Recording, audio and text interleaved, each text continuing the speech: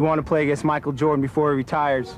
He's only got probably 3 or 4 more years left, so. I know he's an old guy. He's an old guy. But nah, you know, that'd be something that I love to do because, you know, I watched him growing up. I love to play against Magic Johnson, but now he's retired. And Michael Jordan is somebody that I've always looked up to, and I want to play against him. You know, it was the ultimate challenge going out there and playing against the Bulls, you know, guard Michael Jordan. Nothing can top that. How flattering is it when Michael Jordan says he sees some of him in you? Well, that's cool. It's a great compliment. I just have to continue to work hard, be the best basketball player that I can possibly be. You know, it's going to be a great challenge. We're one of the greatest players of all time. Made a switch already, putting Kobe on Michael. Well, he's now in a postgraduate course. Being compared to Michael is a great honor, but at the same time, I have to separate that for the simple fact that he's accomplished what he's accomplished through hard work. I understand that. Michael's a great basketball player, but I'm Kobe Bryant. Playing against him for the first time at the United Center, and I got thrown into the fire. He made a nice baseline spin move on me. I knew it was coming. He was just so strong. By the time I tried to body him off of it, he just swatted me away like a fly. Getting schooled for a baseline dunk the first time I matched up with him, that was like the coolest thing. It was, because I'd seen that spin move so many times, and then I knew he was going to do it. But the timing on TV and then in person are two completely different things. So he just spun right before I thought he was going to spin, and I was like, man, that was pretty cool. When I came to the league and matching up against him, what I found that he was extremely open to having a relationship, a mentor relationship, and giving me a great amount of advice and an amazing amount of detail, strategies, workout regimens, and things like that. So, I mean, seriously, I mean, I don't think people really understand the amount of impact that he's had on me as a player and as a leader. I think his game now is more determined by balance and trying to get his defender off balance or off center, so then he can, you know, take advantage of his opponents. Is there part of you that's awed by what he did and how he did it and laying off as long as he did and still dominating the way he does? Not really, no, because he's been doing this for so many years. I don't think there wasn't anybody out there who seriously doubted his comeback. I think everybody knew there were going to be some nights where he was more effective than others, some nights when his legs couldn't carry him. There were going to be other nights where he scores 45 points or whatever it is. But Michael's always had a great work ethic.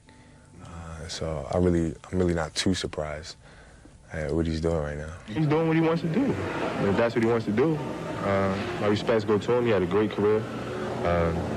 You know, now it's time for me to move on. You know, so like I tell you, like when I was in high school, and I used to work out with the 76ers. I used to ask him, man, what's it like to guard Mike? He go, Mike, you mean Black Jesus? I'm like, what the fuck? Black who?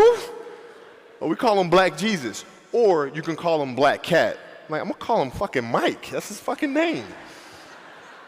So the level of fear that he inspired in others was insane. Wow. And I would tell him, I said, when I face him, we're gonna go at it. He says, oh, you don't wanna do that. I'm like, what? Man, you don't know me, man. And so when we matched up, I think he understood that. And you know, when I was 18, my first year, he got the best of me a bunch of times. I was right there the next play. You're not intimidating me, yeah. I'm not going anywhere. And I think he saw that level of respect, because I think he was the same way at 18 years old. And that common bond is what I think, you know, where our connection was built. I learned a lot this game. A lot about how technically sound Michael was. Because it's one thing in watching him play, and then it's another thing in playing against him. His technique was flawless. I wanted to make sure my technique was just as flawless. Been down a half court, and he wanted to know how, when I turn around on my jump shot, how to feel the defense. I told him you should feel the defense with your legs. Once you feel the defense with your legs, you can take advantage of that. That was very inspiring for me. People have been talking about comparisons with Michael Jordan for years, but more now than ever. Why? Let it go. Leave it alone, Can I just ask a question? Can I just ask a question? Jeez. 3 titles, could be a 4th in a matter of weeks. League MVP, could be Finals MVP. And by the way, you go and win the gold this summer, Only one other person has done all of those things in one season, which is Michael Jordan. How you going to get mad at that comparison? I'm not mad at it. You're talking about the greatest that ever played the game. Okay. Come on. I mean, just let me do me. Right. Just let me do me. But does not Kobe want to be the greatest? Yeah, I want to be compared with Michael Jordan. But don't you want to be the greatest? I want to be the best I can be. You understand what I'm saying? Like, Michael is Michael. And I've learned so much from him. And he and I always talk. I could pick up the phone and call him, and he's always there for me.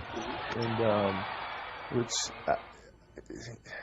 but you gotta let me be me.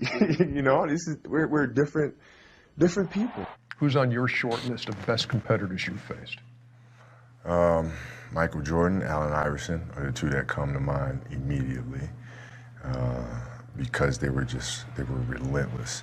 Now Michael, his relentlessness was amazing, and Scotty's as well, both ends of the floor.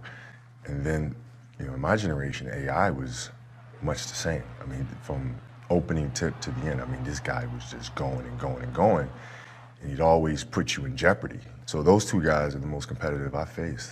Big shot, the guy falling down, not being able to get to him. 17 seconds from Game 7 or from championship number 6.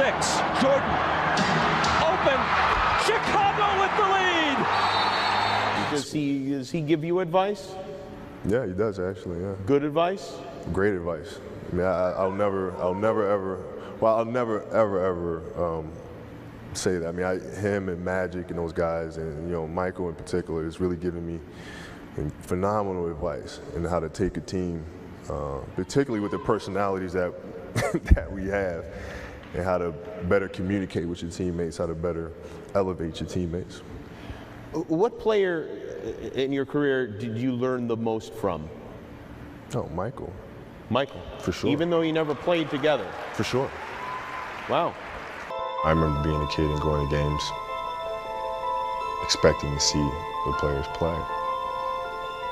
It never occurred to me at the time that they might be tired, might be sore, they might be sick. It never occurred to me. I just wanted to see them do what they do. I think about that. It doesn't matter if I'm sick. It doesn't matter if I have a sprained ankle. The kid that's sitting in there might be the next me sitting up there, watching and trying to get inspiration from that. Well, you know, Michael Jordan for me was always, you know, the person that inspired me the most.